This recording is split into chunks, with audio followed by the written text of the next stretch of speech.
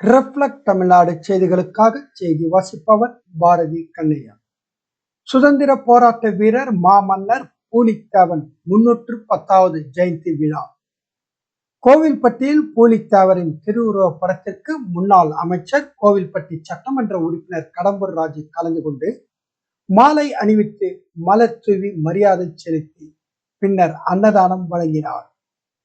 சுதந்திர போராட்ட வீரர் மாமன்னர் பூலித்தேவன் அவர்களின் 310வது ஜெயந்தி விழாவை முன்னிட்டு பூலித்தேவன் மக்கள் நல இயக்கம் சார்பில் தூத்துக்குடி மாவட்டம் கோவில்பட்டி அண்ணா பழைய பேருந்து நிலையம் அருகே மாமன்னர் பூலித்தேவரின் ஜெயந்தி விழா நடைபெற்றது.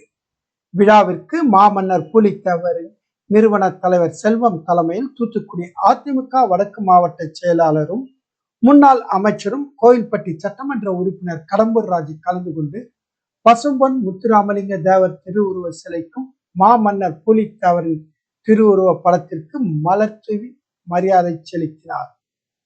பின்னர் பொதுமக்களுக்கு அன்னதானத்தை தொடங்கி வைத்தார்.